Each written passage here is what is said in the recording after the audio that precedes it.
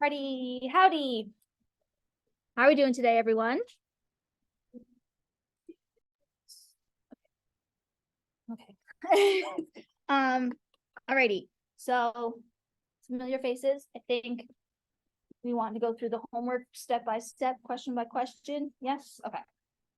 Any questions for me about this next exam, chem in general, life in general, before we get started? Say that again. Final is cumulative. And I did have a couple questions about grades, so I'll just reflect that real quick. So version A had to have a question thrown out. I had to do all of those grade changes manually. And then I did that and they were uploaded. And so your letter grade in Canvas right now reflects the correct score. I had to redo something from Gradescope to Canvas. It's a whole administrative thing. So your percentage points right now might not be reflective of the actual score you have. I will change those. I will update those. I just need a minute. But your letter score is correct for exam 2. And then your total grade, like your overall grade right now, is not visible to you. But it doesn't really matter because you can just add your 2 exam scores together right now. And we're gonna make a bell curve out of the total score anyways. So it's not really reflective of where you are. If you just looked at, if you're looking at where you are in class, just look at your letter grade. If you have like 4 A's and then you get 3 B's, you're probably on the upper end of the A range, right? If you have 7 B's on your exams, then you're probably in the B range, kind of average out your letter grades that way. If you have specific questions about your grade, please come ask me. And I apologize for any grade confusion that there is. But I know that's important. But also on that note, it's just one exam. It's just one class. It's not the end of the world. I know it doesn't feel like it's the end of the world right now, but trust me, after going through undergrad and starting my PhD, it is not the end of the world. Alrighty. So off my soapbox, we will get started on our homework. So for this first question, again, right, we're going to treat true false questions. We're going to try to prove it true, and we're going to try to prove it false. Okay, that's how we're going to approach all of these. So for question 1, equilibrium constants derived from ratios of concentrations of products and reactions are more accurate with dilute solutions are used. What are we thinking here?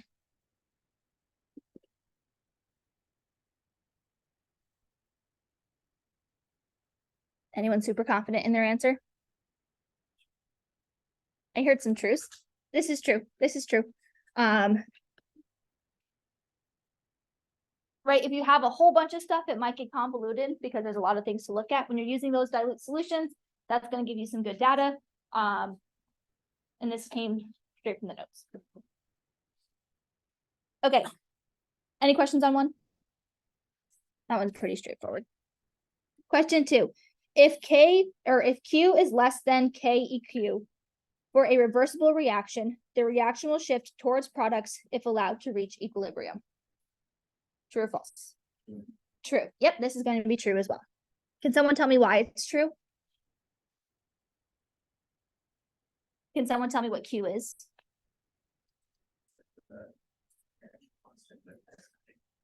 Good, right? So Q is your reaction constant, but it is not at equilibrium. So what does Q tell us? Go ahead.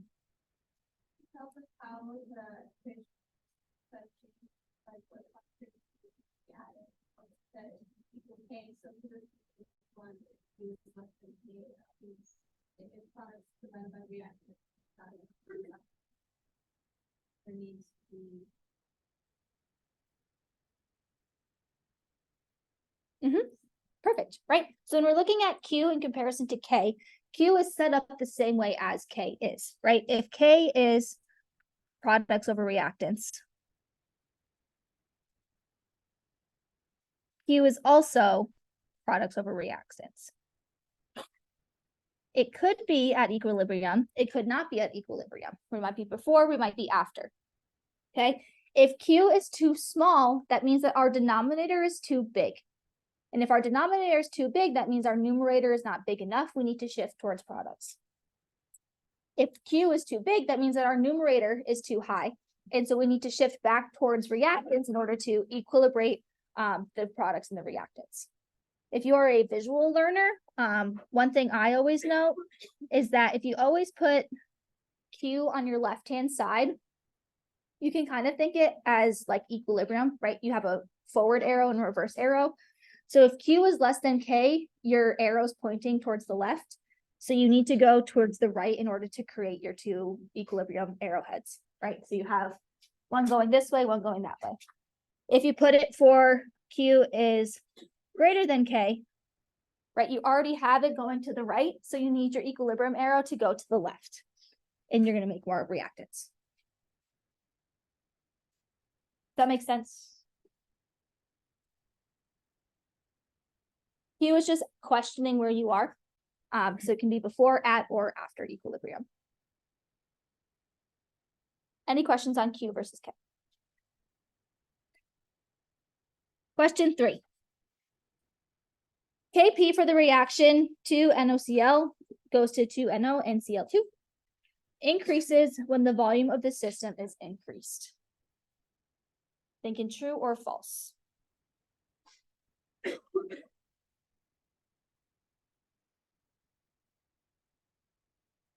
Does anyone think true? Does anyone think? Yeah, okay, I heard some falses. This is false. This is false? What is this? Yes, this is false. Okay, and why is it false? Go ahead. Because KP don't change volume or temperature.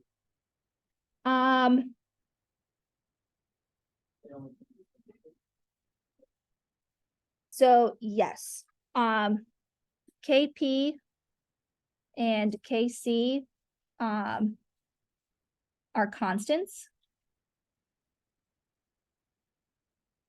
and they only change with temperature.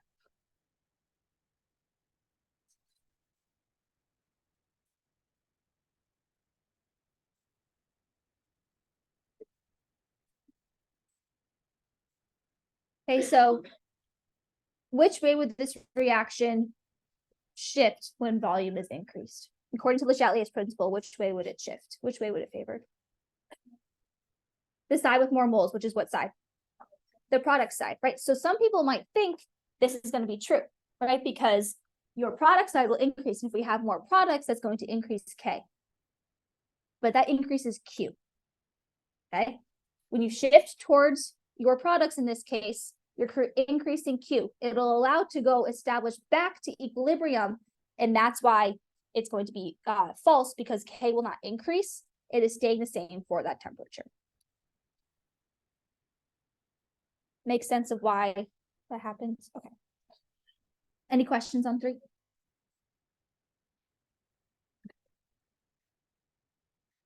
Question 4. The reactant quotient QP is just like KP, except the concentrations used need not be equilibrium values. This is true, yes. Can they be equilibrium values?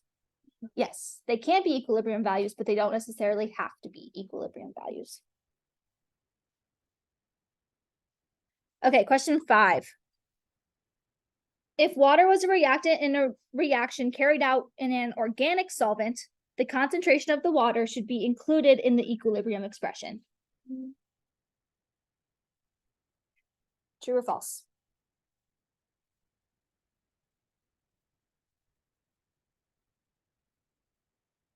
This one's actually true.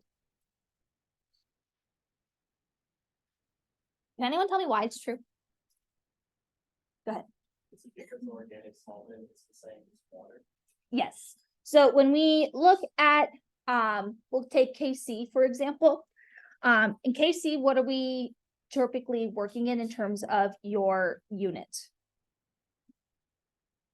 Molarity, I heard it. Yep. So that's a concentration, right? KC, K concentration.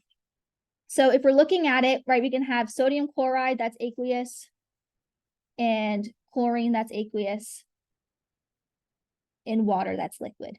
Do we include that water that's liquid? No, right? Because it's doing the dissolving.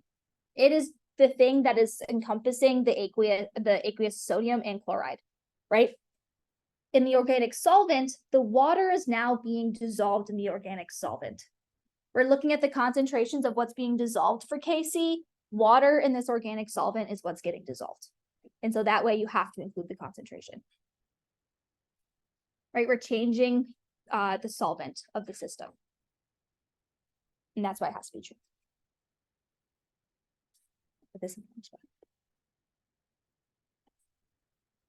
Any questions on that? Why it has to be true? Yeah. Yep. So when we're talking about typical KC, if usually things are going to be aqueous, which means that the solvent is water and the water is doing the dissolving. In question 5 here, we're saying that the organic solvent is the solvent and the water is being dissolved in that solvent. Yeah, so it's no longer the solvent, it is the solute in this case. And when we're talking about KC or KP, it's the things that are being dissolved, those solutes that we're trying to find equilibrium concentration for. Yep. It wouldn't matter, right? You could be like forming the water in the organic solvent, or it could be dissolving and splitting apart. But in either case, you would have to include it. What is it? Any other questions on this one? Yep. Would we be required to know that from the equation? It would probably tell you. I don't think you have enough organic chemistry knowledge to tell if something's going to be organic or not. Any other questions? Okay. Question 6. Ozone, which is O3, in the upper atmosphere decomposes according to the reaction 2O3 to, and 30 goes to 3O2. Sorry, I'm copying this over.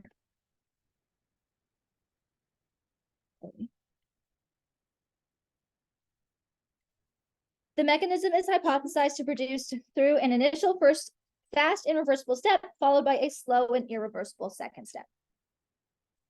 So part 1, what does this hypothesis predict regarding the effect of O3 on the reaction rate? So before we even look for the answer, how would we go about trying to find the answer if this was a short answer question?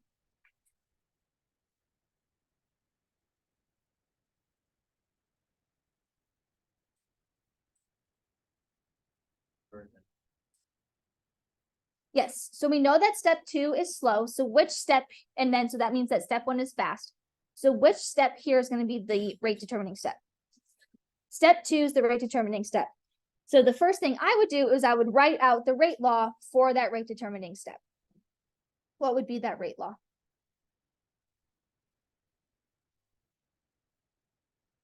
I heard K. What else?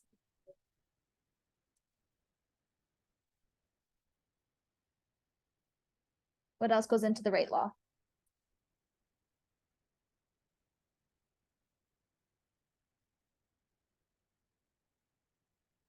O3 is going to go. And then also times O.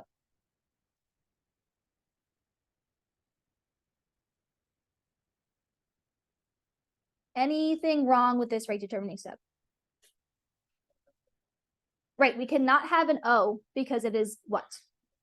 It's an intermediate. Intermediates do not go into your rate determining step. What can go into your rate determining step? A catalyst can go into your rate determining step. So how do we get rid of that O?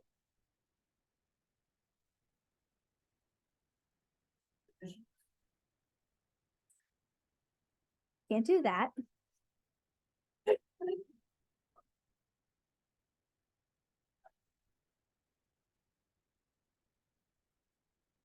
What do we know about the first fast step? What is that in? It's in equilibrium. So what can we write for equilibrium here?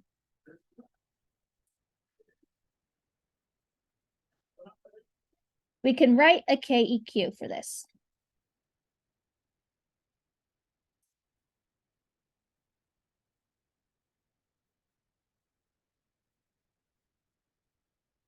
Right, we can write an equilibrium constant for this reversible step where O2 and O are on top as our products, and then your reactant is that O3.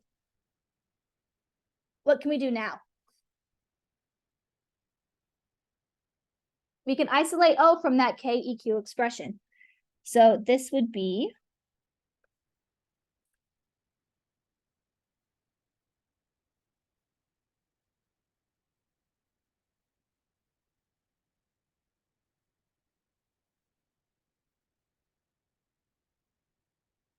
does everyone follow what I did for math? Right, we multiplied KEQ by O3 and then divided by O2. That gives us O by itself. Yes.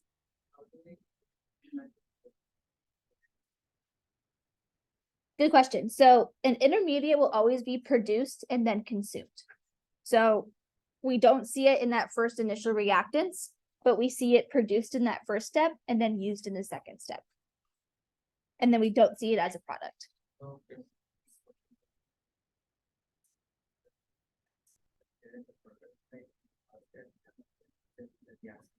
Yes. Yep.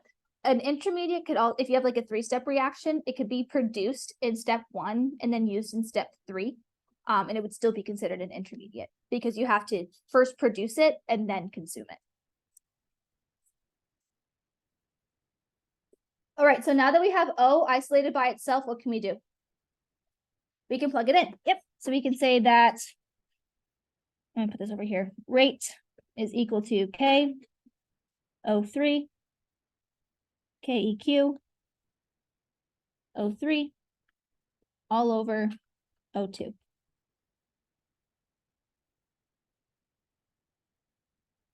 So then now our rate law for this reaction is rate is equal to K. What's the order for O3? 2?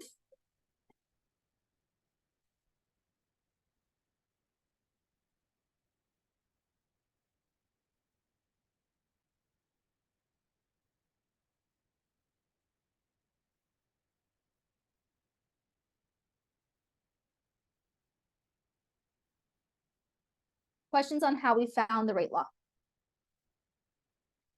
Does this make sense why we had to do this? Yes. Yep, so here's an O3 right here. And then there's an O3 right here. So you can multiply those two, and that would be squares. Does that make sense? Okay. Okay, so now that we have the rate law, now we can look at our answer choices. So for question, or for letter choice A, right, it says the rate will increase in accordance with the square of O3 pressure, which means that it's second order in O3. Is that supported by our rate law? Yes, that is, right? We have a square, so we can say that that's true. So, right, so it's looking like A, but let's make sure that the other ones are wrong. Right, the rate will increase in direct proportion to increasing O3 pressure. Say that it's first order with O3. Is that what we determined? Nope, so that's wrong. The rate will not be affected by O3 pressure. No, it's definitely there. The rate will decrease when the pressure of O3 is increased. Nope, it'll go up, right? It's in the numerator. If we increase that concentration, the rate will definitely increase because they're directly proportional. And we have insufficient information given the answer to this question. No, we got enough information. So this is going to be A. Does everyone see why? Yeah. Yep. So after we found the rate law, we found that this here, that square here, is telling us that it's second order with respect to O3.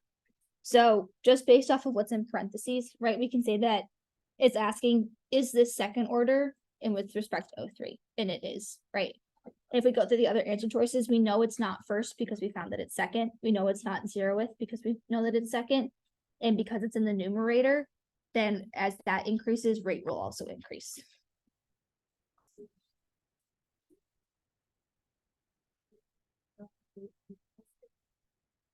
Yes, so we just we had to find the rate law. And so through the rate law, we have to use the slow reaction. But if we write the rate law for the slow step, then we have an intermediate. So we have to get rid of that intermediate by using the equilibrium, and that's KEQ. and we can do products over reactants. We solve for O to isolate it and then plug in what O equals into that rate law initially. Yep. Any other questions on part 1? Okay. Part 2 is, what does this hypothesis predict regarding the effect of O2 on the reaction rate? Right, where is O2 in our overall rate law? It's on the denominator. So what's the order with respect to O2? -1, right? It's on the bottom. So if we bring that to the top, it would be a -1 power. So does that mean it's second, first, or zero with order? No, right? It's on the bottom. It has, if we brought this to the top, this is rate is equal to K O3 squared KEQ O2 to the -1. That is not second, first, or zeroth. That's negative first order. Does that make sense why it's negative first? So, did you have a question? Okay. So so for D, the rate will decrease when the pressure of O2 is increased. Is that true or false? That's true, right? If we increase that concentration of the denominator, we're going to get a smaller decimal. You want to prove that to yourself? 1/2 is equal to 0.5. 1/3 is equal to 0.33. So as we increase that denominator, we're decreasing the decimal point. So this one is D. Yes. Whenever you found rate in KU2. Yep. So you put the rate of the second step, right? Yep. And then for KU2, you put the first step. Yes, because the first step is in equilibrium, the second step is not. Oh, okay. Yep. So what if they were both in equilibrium? If they are both in equilibrium, then this would be a different question. The second one, or one of them, has to be slow and irreversible. And that one's going to be the slow step. And you need to have a slow step in order to find what the rate law is. Why wouldn't you have two O's whenever you're writing the KU2? You think that you're only doing the first one? Yeah, only the first step is in equilibrium. Yep. Great question. All right, and if you were to add those two steps together, they would cancel out the O's. And you would get that original 203 goes to 302. This is one of the harder questions. Does this make sense of what it is?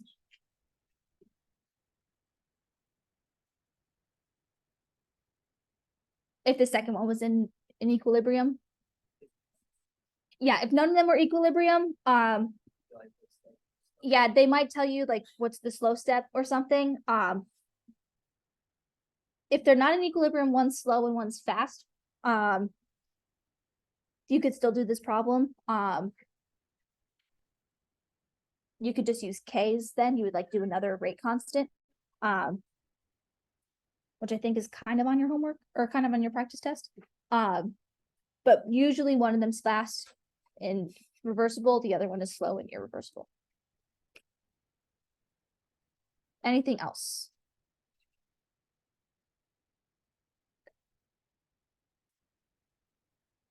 Okay, let me just fill in this real quick.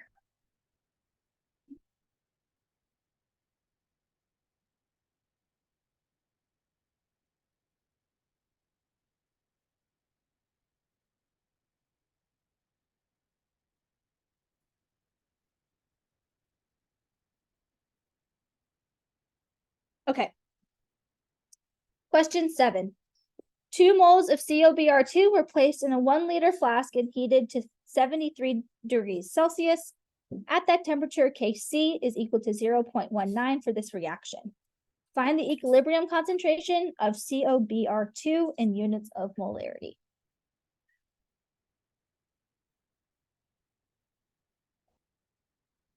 Does anyone know how to solve it?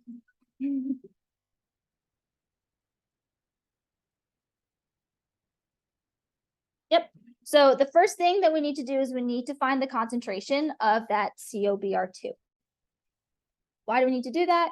KC, when we work with that, is always in units of concentration, and most often molarity. So if you're not in molarity, you want to convert to molarity first.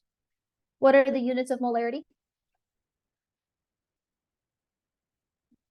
Moles over liters. Are we given moles? Yes. Are we given liters? Yes. So what's our concentration of COBr2?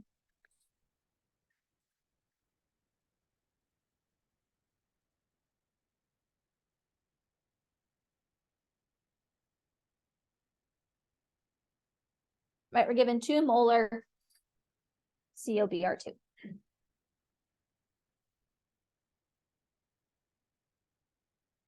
What do we do now?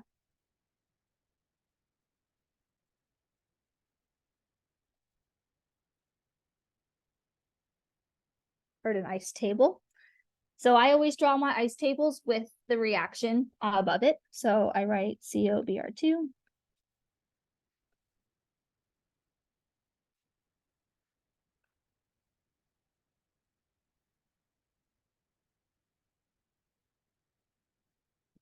Someone tell me what ice stands for. Close. Initial change in equilibrium.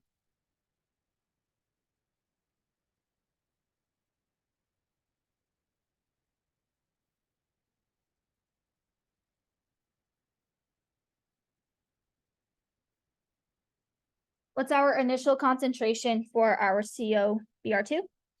2 molar. Do we have a concentration for CO and Br2? Nope. So what are those? 0. Is our equation balanced? Yes, it is. So what does that mean for our change? How is CO, before I ask that question, is Q less than or greater than K? Q is less than K. Why is it less than K? Because there's like one Right, if we solve for Q, we would have 0 times 0 over 2. Q is equal to 0, which is less than 0.19. And so we have to shift towards products, or I guess towards products if I'm looking at you. Okay, so we have to have change where we're increasing our products. So what does that mean for our reactant? What is that going to change by?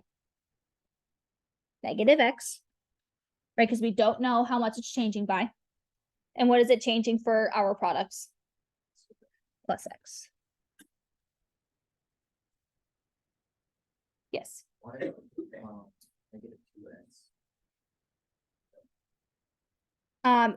Because your change is based off of the coefficients of your reactants or products. So if that was 2 COBr2, then it would have a change of 2. But because we have a 1-to-1-to-1 molar ratio, they're all going to just be X. Great question. Questions of what we're doing so far? Okay, so what does that mean for our equilibrium concentrations? 2 minus X, X, and X.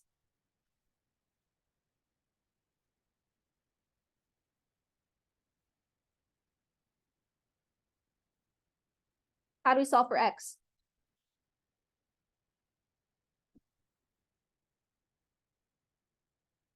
Yep, so we can plug this into KC. So KC, what goes on top? The X's are 2 minus X. X's, yep. So we'll have X times X. I'm just going to shorthand that to X squared. And then we have 2 minus X. What is KC here?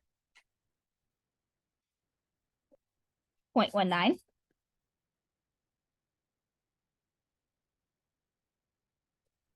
And now we can cross multiply and solve. So we have X squared is equal to, I did all of this.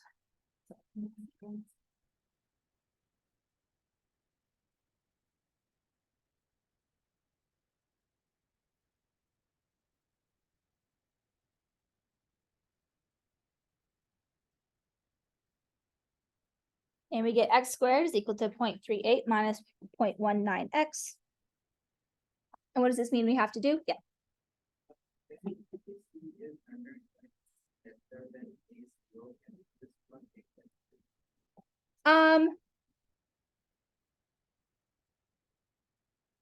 Is that the rule you learned in class? Yes, okay. If that's the rule you learned in class, then yes, that's not the rule I learned. But yes, you could do that then. So then you just have.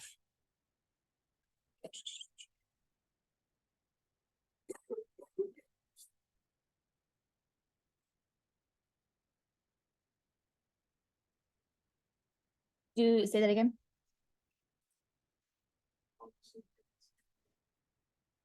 I've seen a few, so my rule that I learned was it needed to have a power of times 10 to the negative 5 in order to neglect it.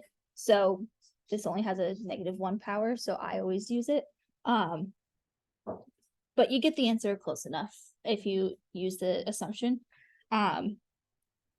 So if you neglect it, if you use the assumption here, you assume that this is close enough to 2.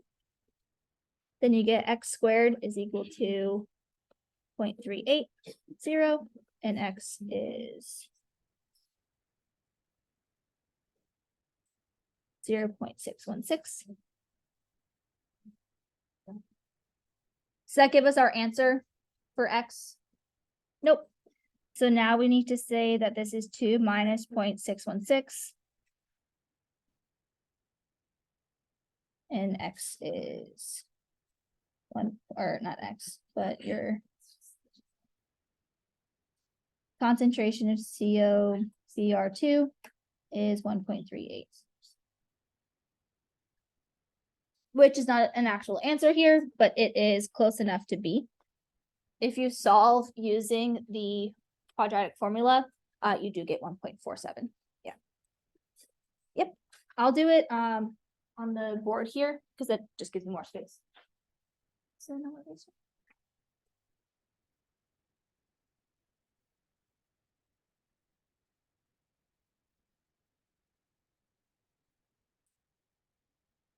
This method. Yep. All things. Whenever the answer that we get, we just have to find the one that's closest to the answer. Yes, so if you use the assumption rule, your answer will probably be slightly off. So that will just determine how nice he is in terms of making the answer obvious. The quadratic formula does take a little bit extra time, but it will give you a more exact answer. So I always recommend using it. And it never leaves you if you know the little jingle, because I haven't looked at this material in about 1.5 years, and I remembered it. So.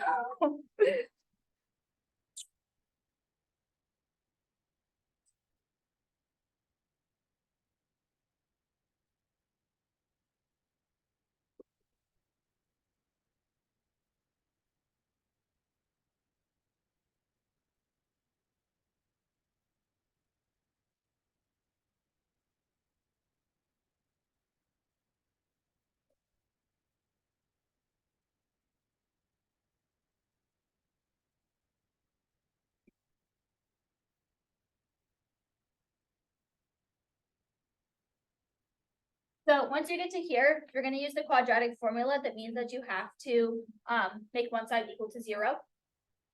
I prefer to work with a positive x squared instead of a negative x squared. So I will move these two to this side.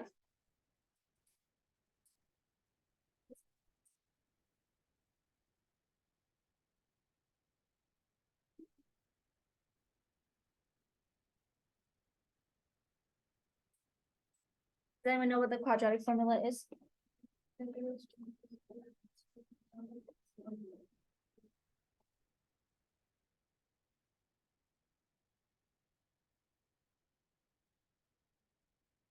Everyone knows the little jingle, sing it too. Yes. Don't say no. Are you gonna make me sing it? Ask. Okay, so once we have this here, this number here is A, this number here is B, this number here is C. the value is associated, so like negative b means that this is positive, so now this is gonna be a negative 0.19 in your quadratic formula. So this becomes negative 0.19 plus or minus square root 0.19 squared minus 4 times, there is only a 1 for a, so that's gonna be 1. 1 times c is negative 0.38 all over 2 times 1.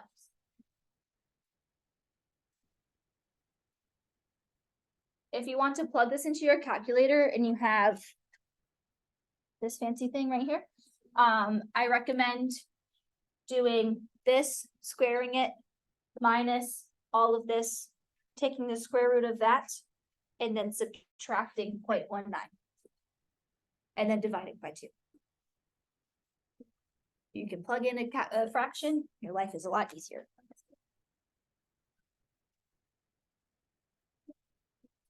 What do we get for x?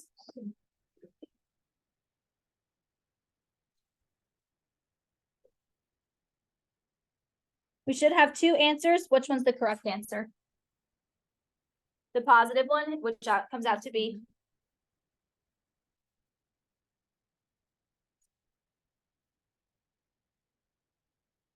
0.52?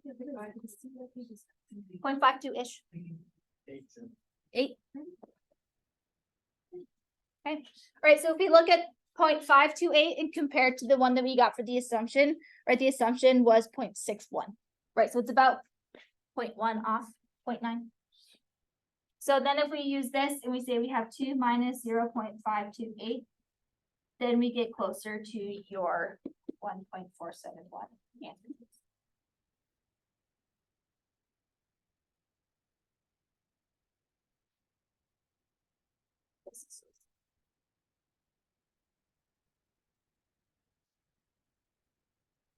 But this looks a lot nicer compared to the other one, yes. Can you explain the shortcut?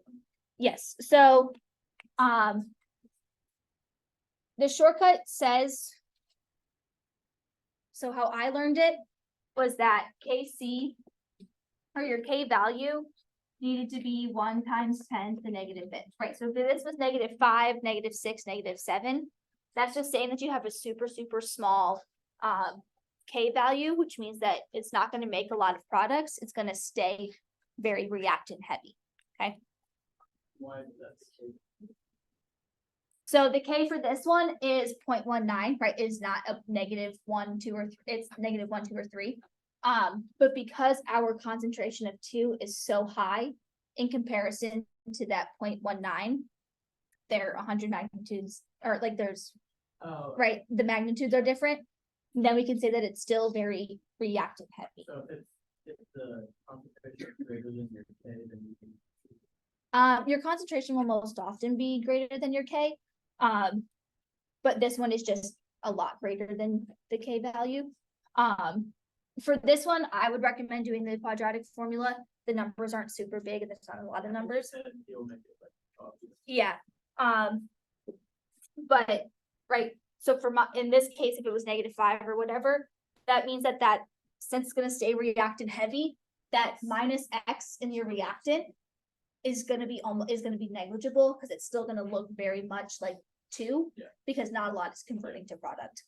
But that little bit that is converted to product is very similar. It's only gonna be a little bit, and it'll be very similar to that case. Right, keep it safe, do we just always do? I would just always do the quadratic formula, yeah.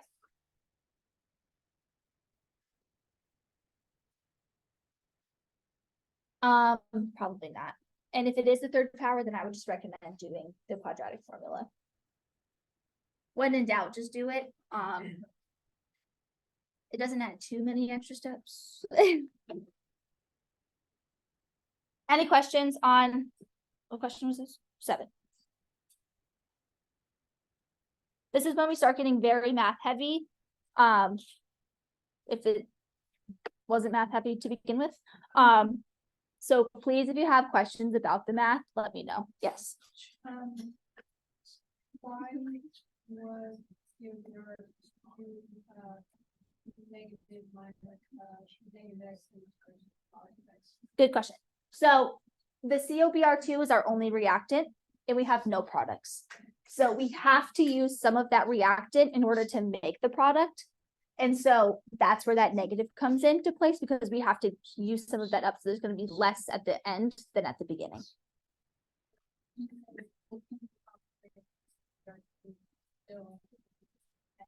Yes.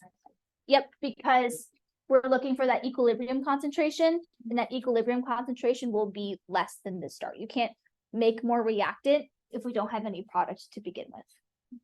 We have to go towards products. Any other questions?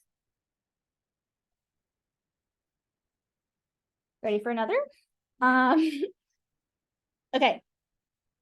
Part 2, after equilibrium was established in the previous question, the volume of the flask was doubled to 2 liters. Find the new equilibrium concentration of COBr2 in molarity. This one is a doozy. Where do we start?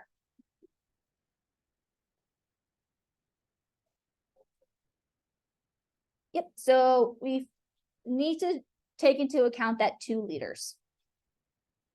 What do we use to find what that new concentration is?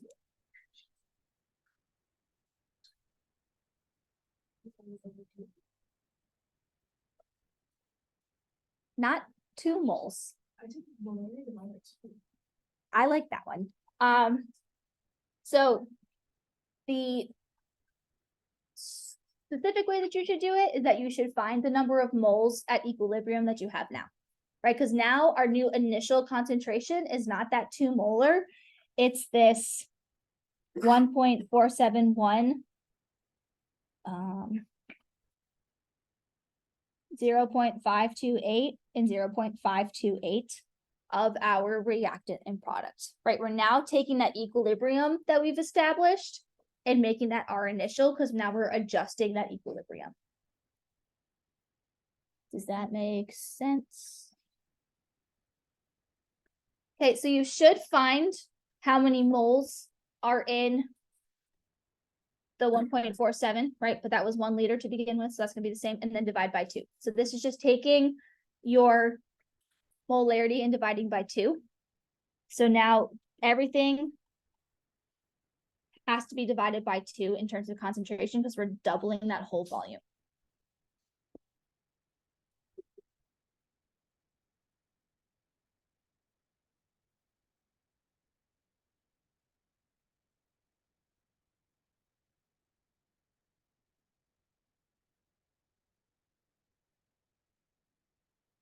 This makes sense why our concentrations are decreasing by 2. Do we understand why we're not using the 2 molar anymore, or the 2 moles, period?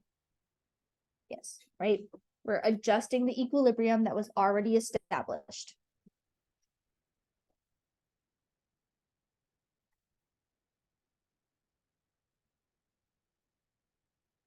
Yes. Oh, wait, is it because it's 2 liters? Yep, it's now 2 liters, right?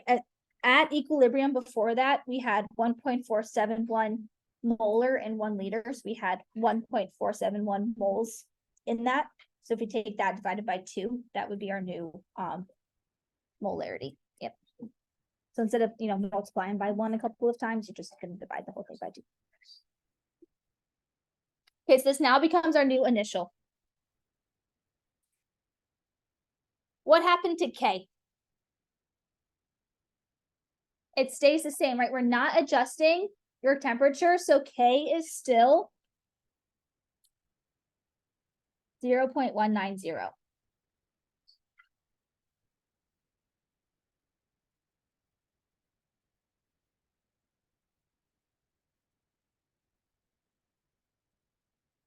Which way is your reaction going to adjust equilibrium to?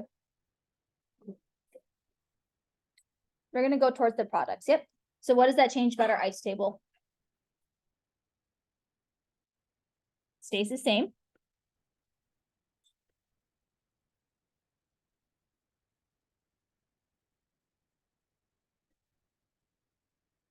So now our new equilibrium is going to be 0.7355 minus x, 0.264 plus x, 0.264 plus x.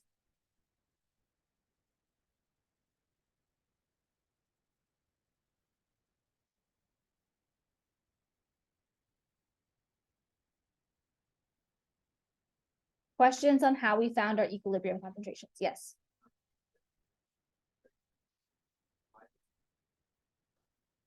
Yep, so we are doubling our volume, so we're increasing our volume.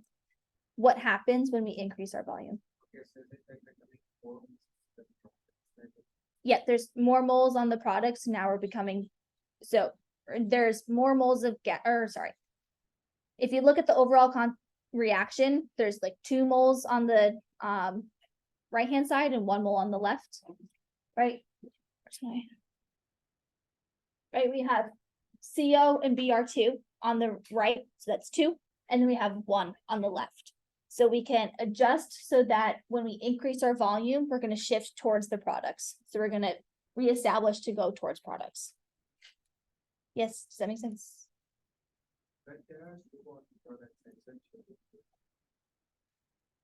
So think about it as like, if you are increasing your volume, you want to shift towards the side that's going to be able to fill that space.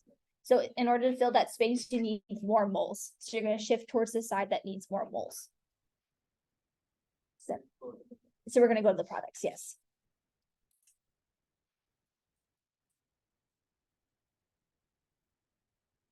Any other questions? Okay. So now K, which we said was 0.190. Now looks a little complicated because it's 0.264 plus x times 0.264 plus x all over 0.7355 minus x.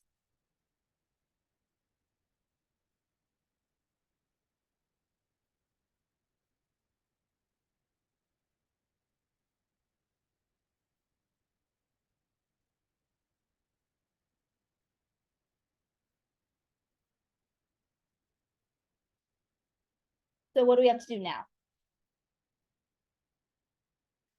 We're going to cross multiply, but what else are we going to do to the numerator? We're going to FOIL this out.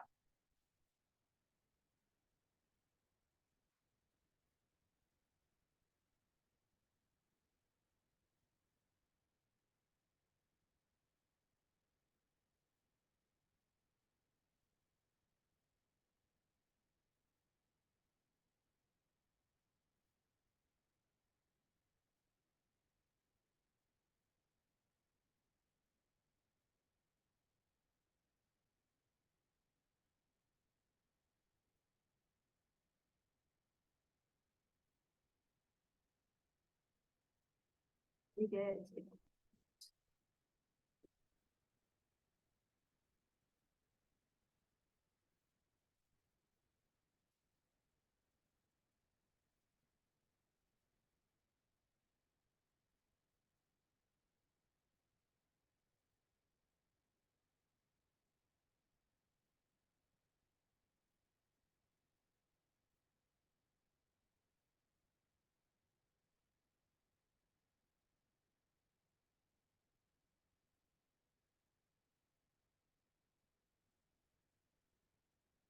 Okay, so we get this ugly looking thing. Again, I like to use my x squared to be positive. So I'm going to subtract and add these 2 on both sides.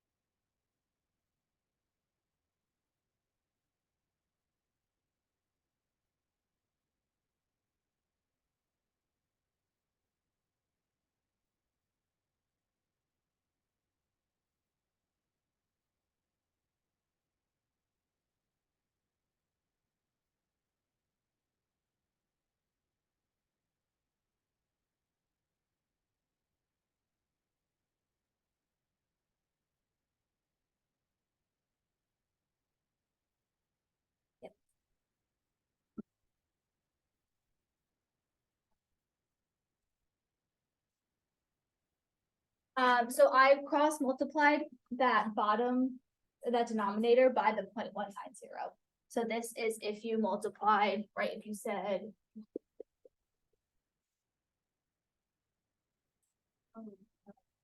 Then you get this. Yep. A lot goes on.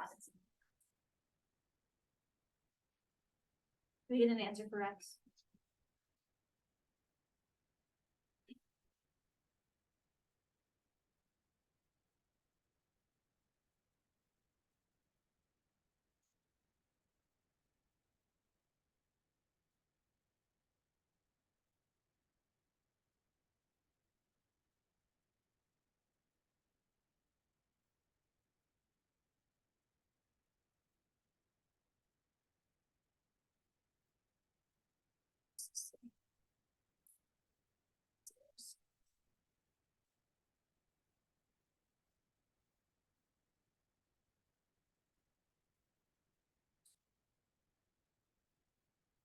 So I'm working in that little tiny corner over there. If you're following along what I did previously. So does this X give us our final concentration? Nope. So we still need to take that initial 0.7355 minus what we just found. And we get X is equal, or I guess our concentration is equal to 0.64.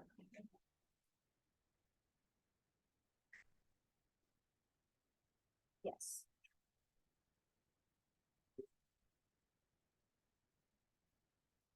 You use the initial concentrations and then divided it by 2.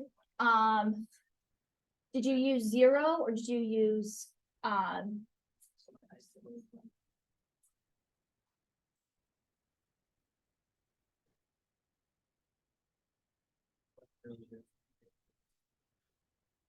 okay.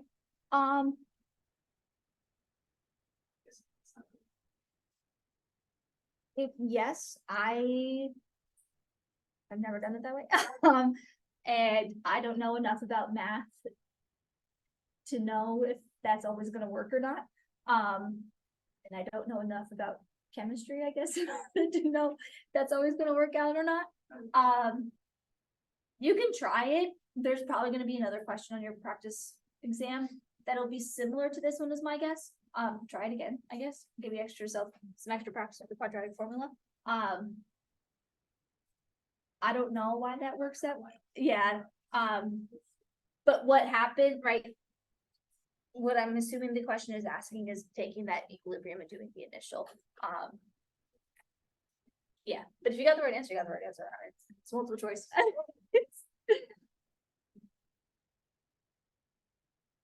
Any questions on this one?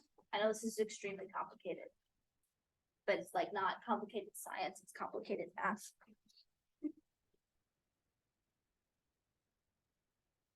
Yeah, feel good.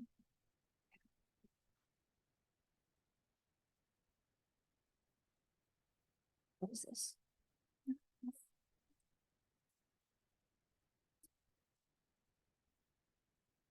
Okay.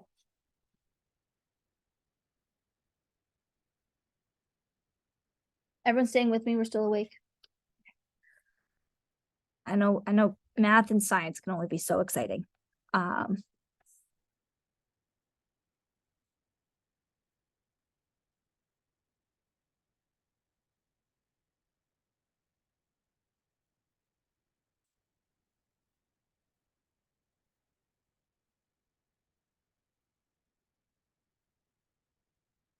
Okay, so question 8. Same reaction we just did. But this time we're saying that the sample starts at 0.5 moles and was placed in a 2-liter flask. And we want to know the equilibrium concentration. So how is that going to differ from part 1 of question 7?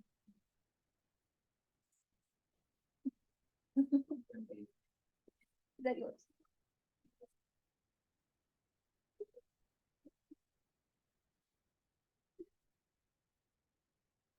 right, so how does question 8 differ from question 7?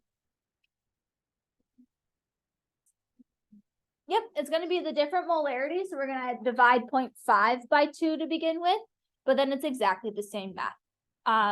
Right, you can do the same quadratic formula, same changes in X and everything. This is just another practice of how to do it. Do we want to see it, or are you okay to do that on your own? Skip, okay. I saw yeses and nos and I wasn't sure what you were, okay. Sweet. I'm not rewriting these, so we're gonna treat this like a short answer question.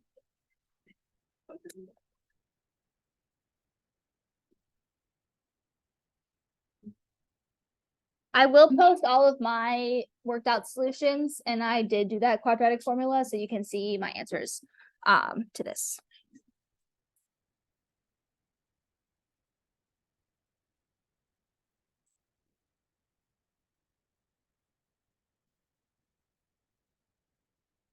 Okay.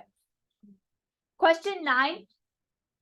We have what would be the KP expression for the following reaction? Okay, I will not be rewriting all of those, so we're gonna make this a short answer question. Is KP products over reactants or reactants over products? Products over reactants. KP will always be products over reactants. Is anything not going into this expression? No. Is it going to look like concentrations or partial pressures? Partial pressures.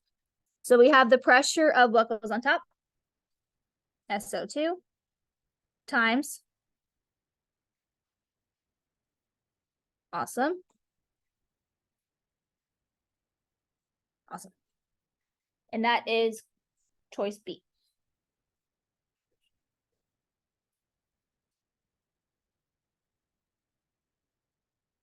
Sometimes you have like a gas reacting with a solid, right? So you can put like solid and then whatever. And then that would not be included in your partial pressure. Solids never included, liquids are never included. In KP, yep. Solids are still not included, and liquids are also not included. It is only aqueous and gaseous can be in KC. Yes.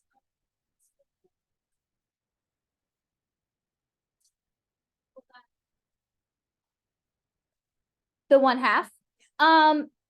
Most of the time you would see that multiplied by 2. So they would have a square on your SO2 and a square on your SO3 and then a 1 on your O2. But sometimes people like to get it as many ones as possible for your coefficient. Yes. So if you were to do the written out one instead, would it be plus 1 over 2x? Like, would it be O2 at equilibrium equal to O2 at initial plus 1/2 x? I believe so. You don't do reciprocals. No, I don't think, not for equilibrium. No. Yeah, it's slightly different than your rate. Yep. Yes. This is for the last question, but I just wanted to clarify why Q equals 0. Yep.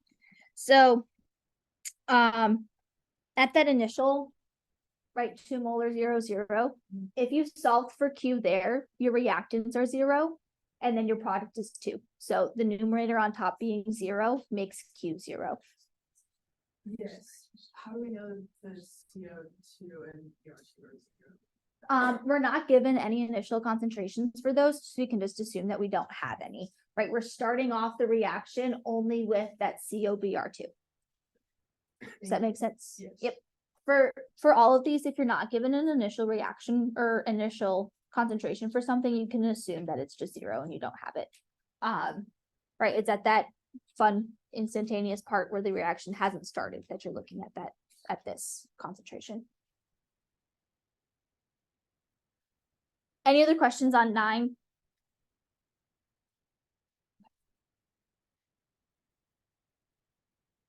Question 10.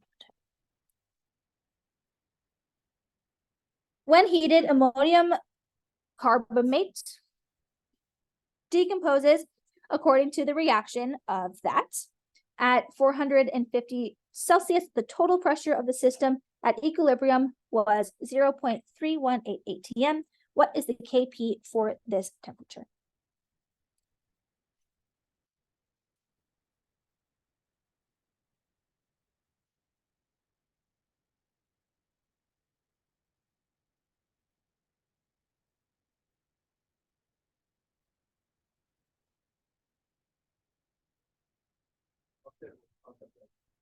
Yep. So it's the total pressure of the whole reaction, which is just the products, because we only have gaseous products. Yep. So how can we find the partial pressures of each of these? I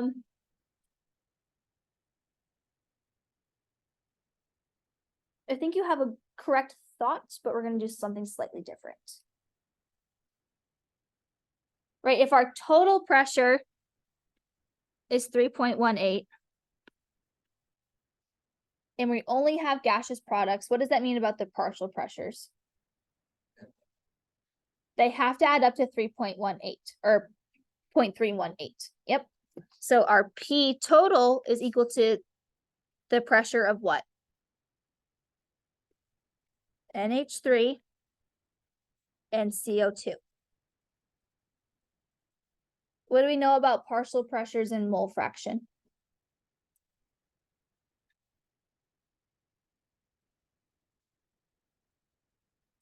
Yep, they have the same ratio.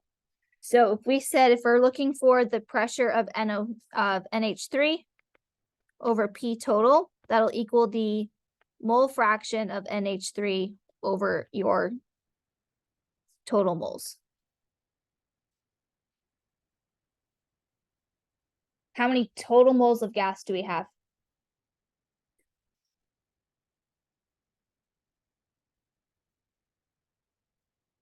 3, right? And why is it 3? Because we have 2 moles of NH3 and 1 mole of CO2. Does everyone see how we got 3? Right, so what's our mole fraction for NH3?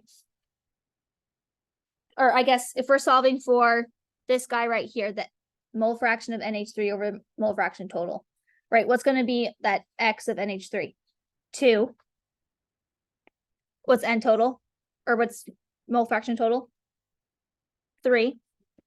Do we know the partial pressure of NH3? Nope, that's X. What's pressure total? 0.318. Can we solve for X? Yes.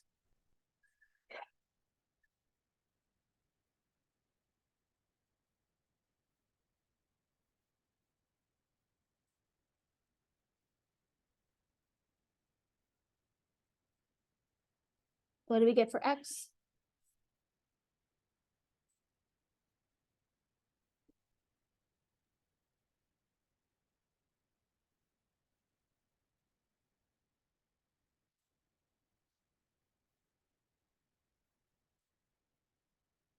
Okay, so we get 0.212 as our pressure for NH3. So you can either solve this the 2 ways, right? You can plug it into your P total expression, or you can solve it by taking 1/3 of 0.318. Either one will get you the correct answer. It's a good way to check your answer as well.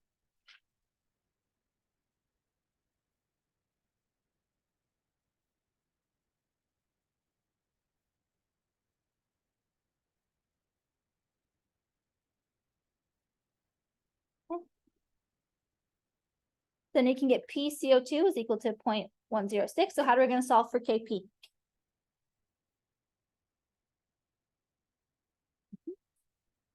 KP will be 0.212 squared times 0.106. And KP will equal 4.76 times 10 to the negative 3.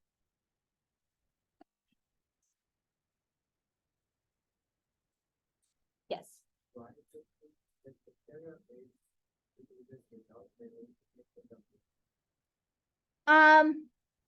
I don't think so.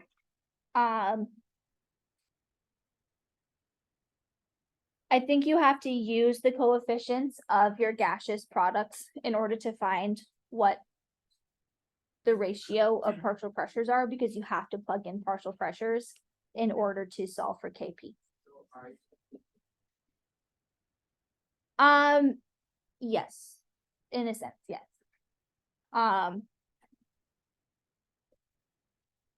But it's more of just like general, like you can assume you have 2 moles and 1 mole because we're just looking at that reaction. That's the only gaseous thing we have.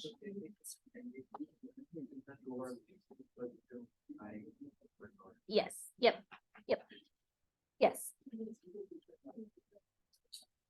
Yep, so in our products, we have 2 NH3 and plus 1 CO2. So if we're adding up those 2 coefficients, we have a total of 3.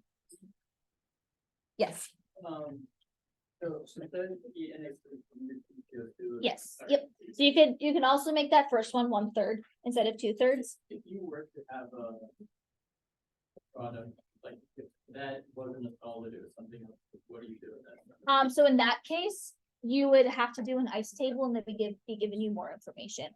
Because you would say, because then at equilibrium, that P total of 0.318 would also include some of your reactant. And so then you would need a little bit more information than what's So given. this is just partial pressure because you only have 2 reactants, Yes. so you can find the Yes. total pressure. Yep. Yep. Yeah.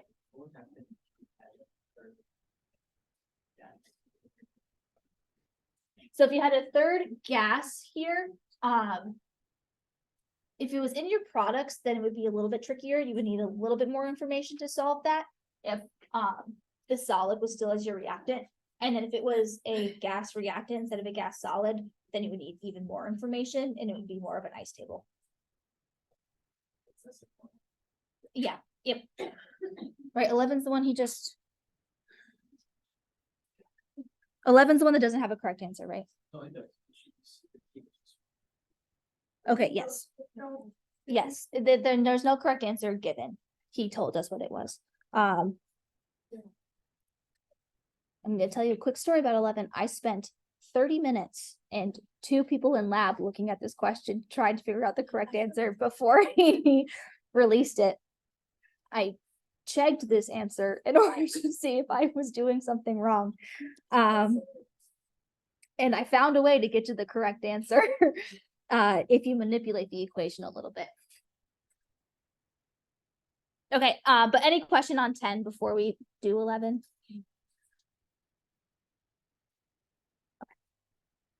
So, like a couple people asked, this is kind of a question would look like if you were given 3 gaseous things and one was not a solid.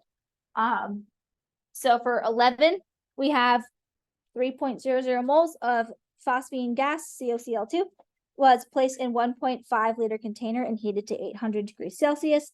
The pressure of CO at equilibrium was 0.497 atm. Find Kp for the reaction, and it's given there. Okay. There are a couple ways you can do this. One definitely more complicated than the other.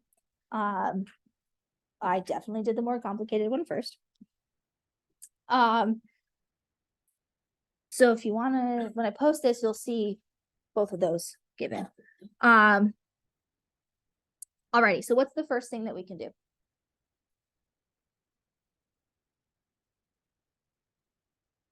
Say it again. We can find the concentration of our gas that we're given.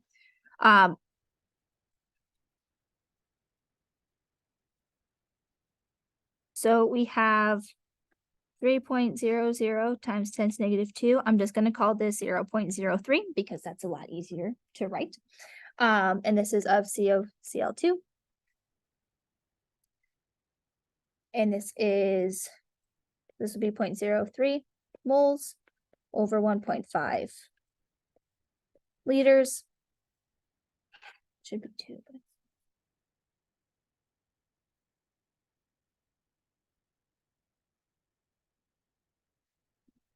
We can have, not moles, molarity of our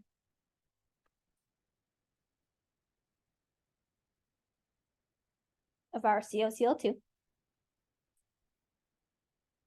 What would be the next thing we do? Yeah, I would write a nice table. So we can say this is our reaction.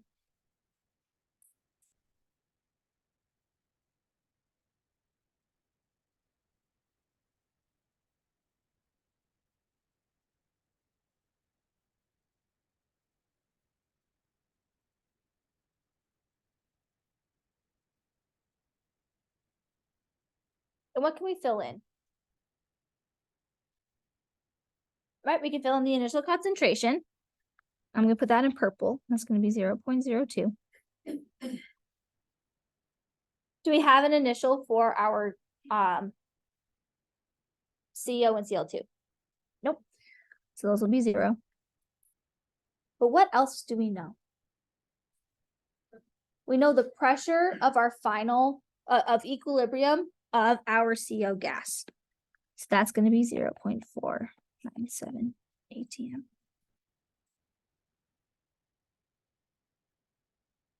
Okay, I'm going to put that in red because that's not a concentration, right? This is a pressure. So what else do we know?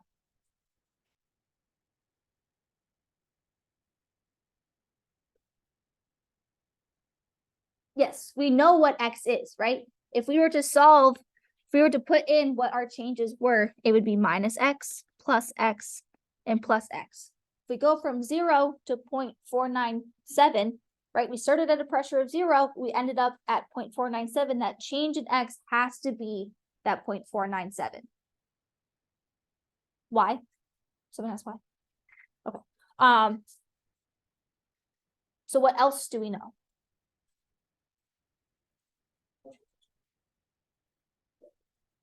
We can find what that pressure of our, or we know what Cl2 is, right? We know that this is 0.497 atm.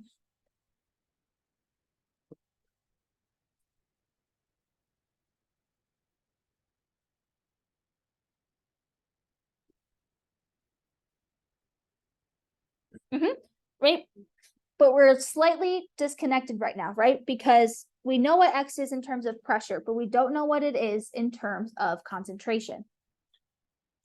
How can we get to that in concentration? Go ahead. Yep, PV equals nRT, right? If we have PIV-NERT, the N over V is moles over volume, which is molarity. So you can solve for N over V, which is P over RT.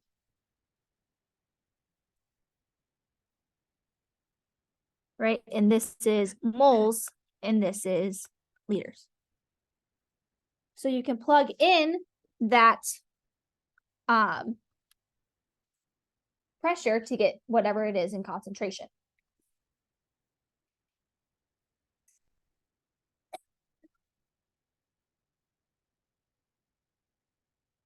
And what temperature are we using? Kelvin. Big Kelvin.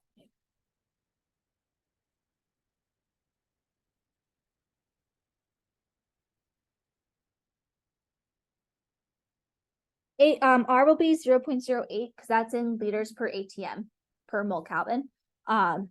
If we were using energy, then you do the 8.314.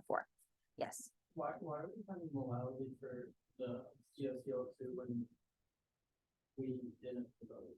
So we are so the question, right? We have to go back to what the question is asking for. We're asking for KP, right? So we need to know the pressures of everything in order to find KP.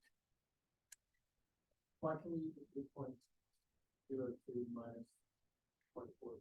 Because 0.02 is in concentration of moles over liters. Your 0.49 is in ATM. So you cannot subtract the concentration from the pressure. You have to convert one of the two. So that's why we're finding N over V, which is the concentration of what X is. Yes, yep.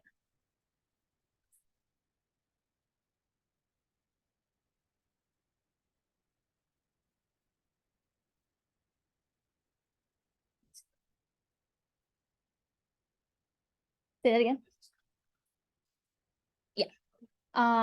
For, I'm not gonna say for every pressure problem, because sometimes they just give you KP and pressures, and they're not giving you concentration and pressures. But this is how you would solve it, given the both. Yep.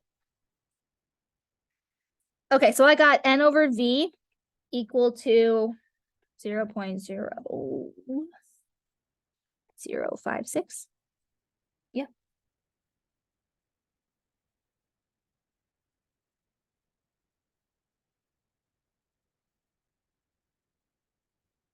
Right, so this is our purple X, right? This is our purple X.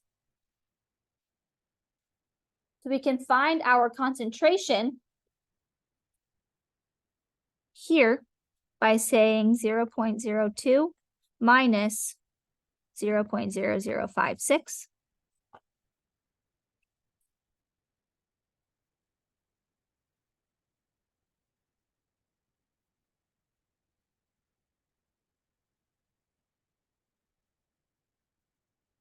You got 0.0144. Now what do we do with that? Use that in Pivner to go back to a pressure. So now we can say that PV is equal to nRT. We're solving for pressure this time. So we have P is equal to nRT over V. This is the purple equilibrium that we just talked about.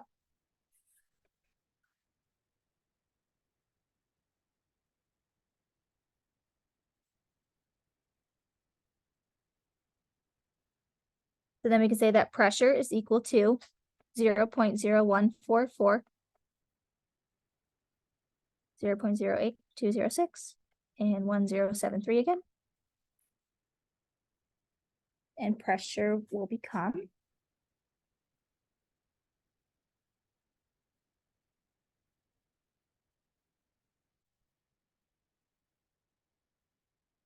0.268.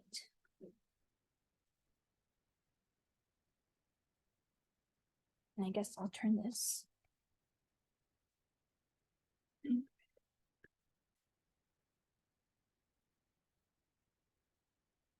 that our final answer? Nope. What do we do now? Now we can actually do KP, right? So KP is now going to be 0.497 times 0.497 all over 1.268.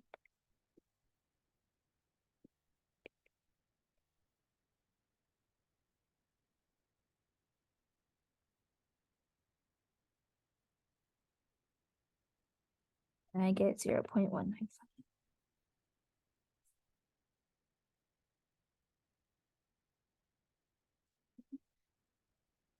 This is the easy way.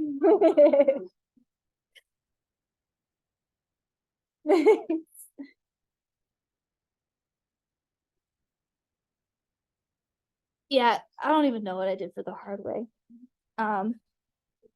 Let's take a gander. Modulating.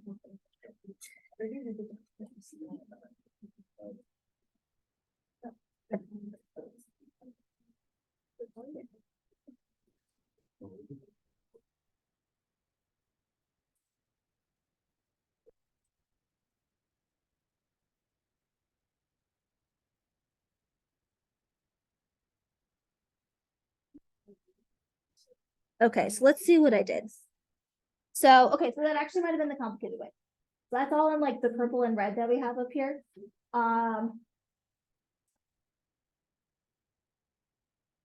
Yeah, so then the other way that you could do this, so starting in the blue, this blue PV equals nRT, like middle of your screen. So I took the initial moles and volume, right, the 0.3 divided by 1.5, plug that in to get my initial pressure using Pivner. I then did my ice table so that you have your initial pressure and you know what X is because you know 0.497. And then you could just solve for equilibrium concentrations right away. So we did the complicated way. I lied to y'all. So the easy way is just use that initial moles and volume use Pivner immediately to find your initial pressure, and then you can use X to find your concentrations at equilibrium right away. Yes, yep. So instead of plugging in to your ice table that 0.02, you would plug in 1.76.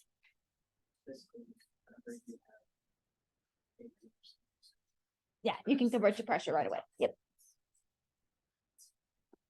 Right, so then after solving for 0.176, I just immediately went to KP, plugged in 0.497 squared, and then whatever the concentration of 1.76 minus 0.497. Makes sense how you do the other way? Go ahead. So like yes and no, right? Because my ice table here, I had 1.761, 0 and 0, and then I had 0.497.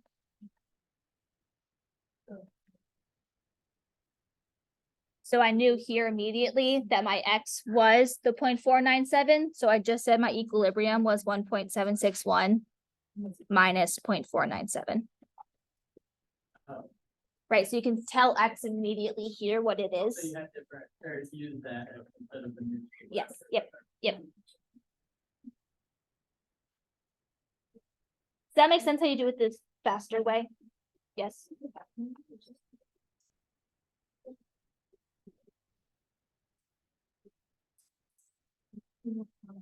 Any questions on the homework problems? Does it make sense? You feel more comfortable with KPs and everything? I'm working through your practice exam. I have 2 questions left and then I'll post the answers to everything. And then when I get this Zoom recording back, I'll also post that on, yeah.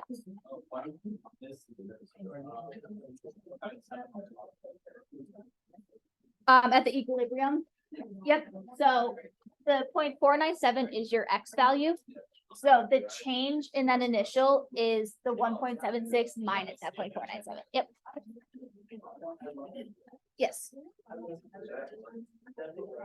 Yep.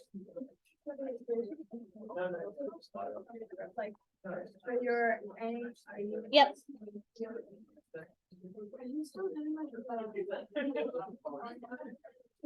Yes, so but it's only the numerator because there was only products that were gaseous. Yeah. Thanks for coming, everyone. If you have any more questions, you can stick around. Yes, so you see in the question your reaction, right? You have a solid as your reactant, and then gas products. So in KP, it will never include that solid, and so it's only the products that will be included in KP. KC also does not include solids. Yep.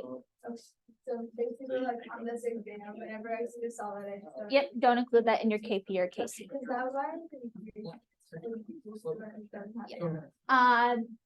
That just might be like the formatting of whatever either. Right, sometimes it just is weird, but usually it goes back and forth. Yeah. Yeah. If it's the last 2, I don't know yet, but okay.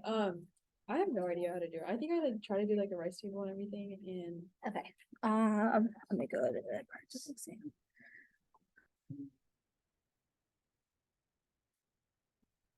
I got pressure, but I can't figure out how to do it after like we established it. That is what we just did. Let's see who's gonna freak out. Okay. 7. Yes, okay. So I could not get the exact answer, but I got 2 similar answers. So what did I do?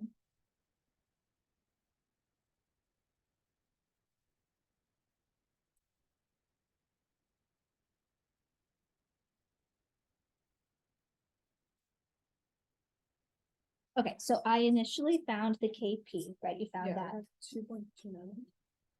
That's a 2. I got 3.87. Okay. Did you square your numerator, the NO2? No, okay, that's right. Yes, yep, so right in your reaction, it's NO2 gas goes to NO2. Okay. So you need to square that Square. numerator, Okay. and that'll probably, that'll fix your KP. Okay. And then that'll probably help the rest of your reaction as well. Okay, but is this like kind of right how I did it with the? Yep, so.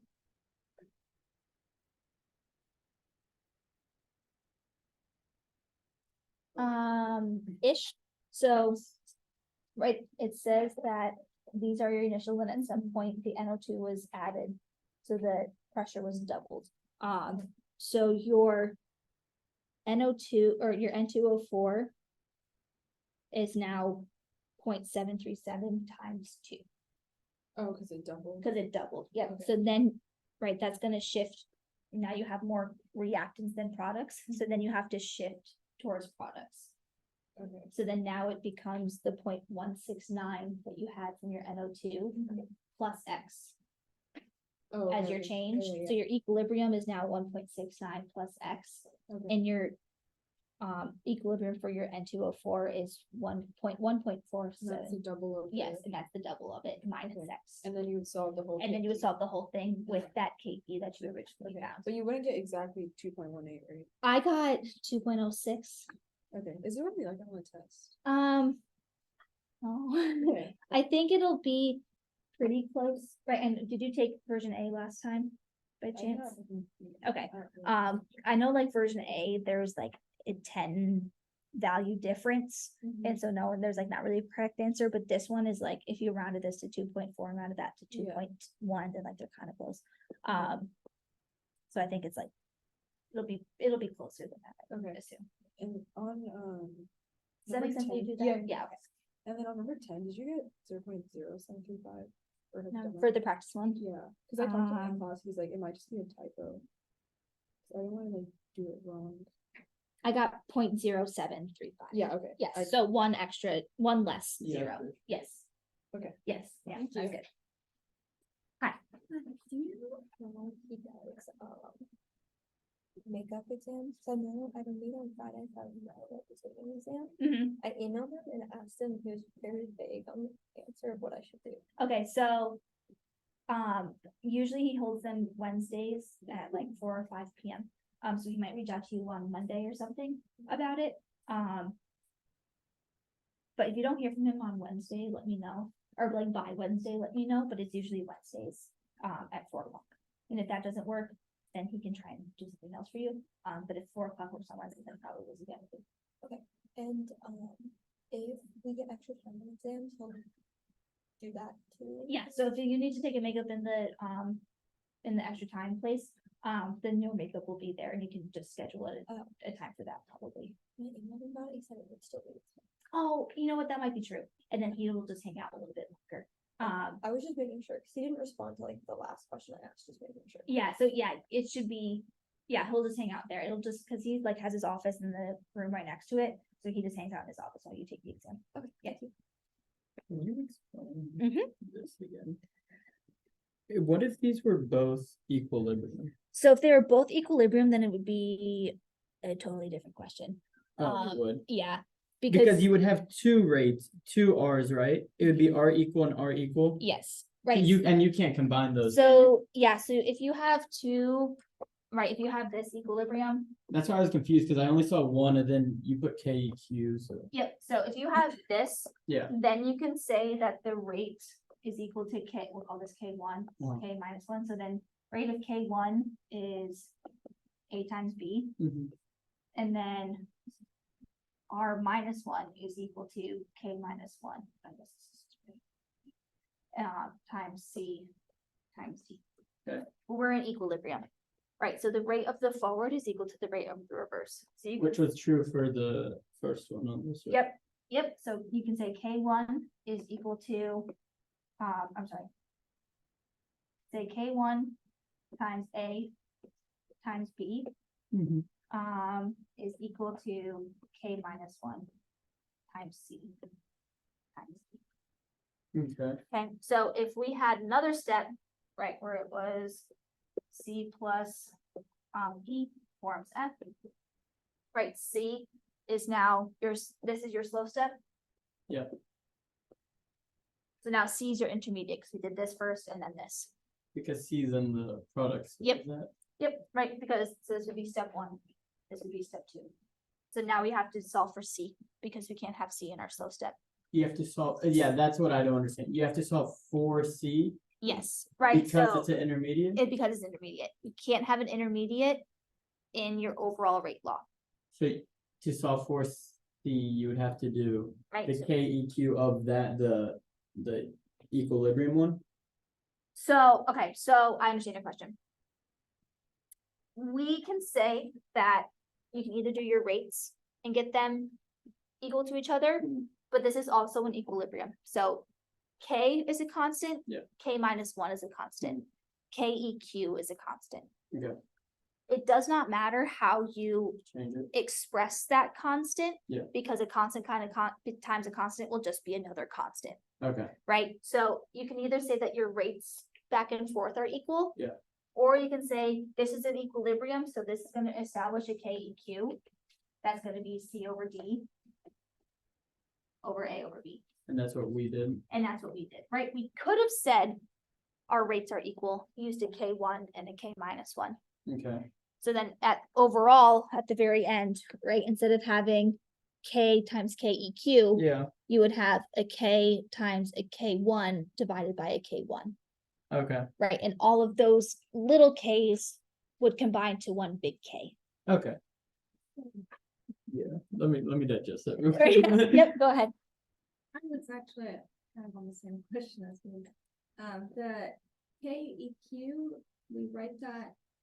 Looks like we wrote that using the fast step or maybe a particular term? Yes, the Because fast it's step, an because equilibrium? it's in equilibrium. Yep, the fast step means that it'll establish equilibrium, right? It can be forward and So you reverse. can't have a slow equilibrium?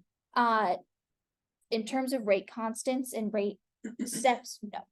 Right, you will always have a fast equilibrium and a slow irreversible step. Mhm. Because it's slow, because once this happens and forms F, you can't go back. Right, this is so slow, it like has a really high activation energy, yep, it determines the rate. This is, you're only gonna have F, once that's made, that's all you're getting. Oh, so it can't go back? It can't go Oh, back, right, okay. this can't go into equilibrium Yeah. because we cannot make this C and D Because it product. stops after Because F. it stops at F, Oh, okay, right?